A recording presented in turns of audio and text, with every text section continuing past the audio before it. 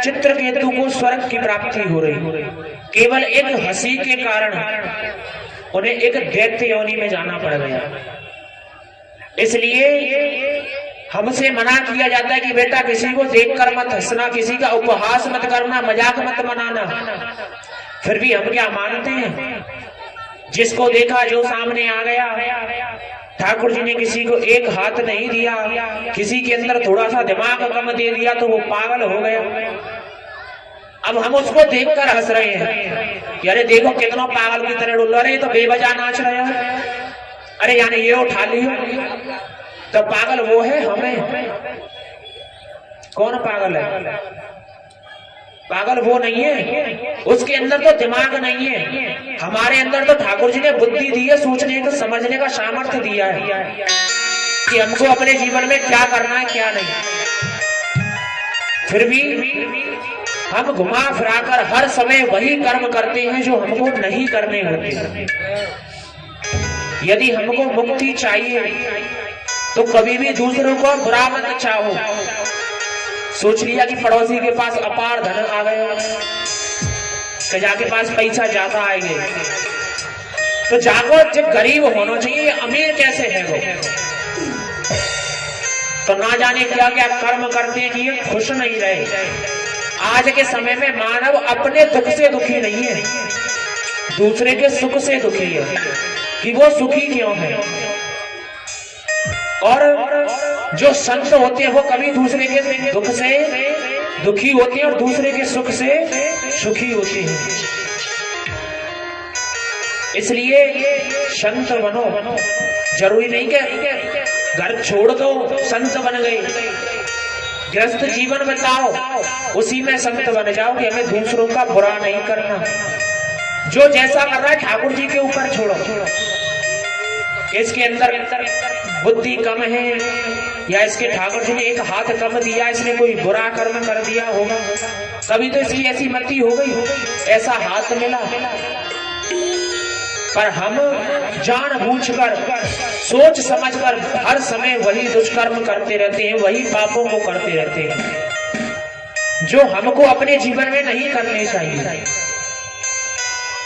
इसलिए हमारा तो यही विनय भाव है, यही सबसे प्रार्थना है कि कभी भी किसी को बुरे समय को देखकर हंसना नहीं चाहिए, उपहास नहीं बनाना चाहिए। क्योंकि कहते हैं जाके पग नहीं फटे विवाही, सो का जाने पीर पराई। जिसके हाथ नहीं होता उससे पूछो तकलीफ क्या होती है, जिसके पास पैर नहीं होता उससे पूछो पैर की तकलीफ क्या होती है। हमारा तो शरीर हष्ट पुष्ट है, सब कर्म करने का है, भजन ध्यान करने का है, फिर भी हम नहीं करते। केवल संसारिक वस्तुओं में कि हाय पैसा हाय पैसा हाय पैसा। आजकल की क्या परंपरा रह गई है, बच्चे को क्या सिखाते हैं कि माता पिता बालक ने बुलावा, उधर भरे सोई धर्म सिखावा। कि बेटा चोरी कर, डकैती कर, डांको डार, जो तो पे होए वो कर, पर घर में पैसा आना चाहिए, चाहे दूसरों बर्बाद है जाए, बातचीत से वो कोई आपत्ति ना है। जब तक तू पैसा नहीं कमावे वो घर में कोई भोजन नहीं मिलेगा। यही चीज तो रह गई है आजकल, और कुछ तो है नहीं। इसलिए फिर कहते बोलते महाराज जी हमारा बच्चा बिगड़ गया, बच्चा बुरे रास्ते की ओर जा रहा है, सुधर रहा ना है। कांते सुधरे, कबू सुधारो, कबू बैठा के एक इतना जेके के बेटा तू गलत रास्ते पे जा रहा, बार रास्ते पे मत जावे। छोटे से बच्चे का जन्म हुआ, बच्चा बोलना नहीं जानता, चलना नहीं जानता, बच्चा रो रहा है, उसके हाथ में फोन थमा दिया कि बेटा ले फोन चला ले, चुप पैसा हुए जा रहे हो, मैंने घर के काम काज कर लूंगा। भैया हंसने की बात नहीं है, सत्य बात है। आजकल की जो नई पीढ़ी है, जो नई नई माताएं जिनका अभी अभी विवाह संस्कार होता है, उन्हें बच्चा चुप करना नहीं आता। ये मानकर चलो ये अंतिम पीढ़ी है हमारी माताओं की, जिन्होंने आज तक टच का फोन चलाना जानना ही नहीं। बड़ी बड़ी बूढ़ी माता पे आवे ना, ये अंतिम पीढ़ी है। इसके बाद अब जो नई पीढ़ी आ रही है, ऐसी कोई सज्जन पीढ़ी नहीं है जिसको बच्चे को चुप कराना आता हो। बस फोन थमा दिया बच्चे को, अपने फोन चलाया, बच्चे को फोन थमा दिया कि बेटा चुप तो हो जाओ। अरे उसको पलने में झुलाओ, खाना खिलाओ, दूध पिलाओ, तब चुप होगा। फिर बच्चा के चश्मा लगो, अरे हमारे छुरा के तो चश्मा लगो, चुना लगे। कर्म तो तुमने ऐसे करेंगे जाके आंख उछली जामे, फिर डोले चश्मा लगो हमारे बच्चे के। चश्मा छुड़वाना है तो बच्चे से मोबाइल छुड़वाओ, उसकी आंखों में काजल लगाओ, क्योंकि जो घर का पड़ा हुआ काजल होता है ना, उससे आंखों की ज्योति तेज होती है।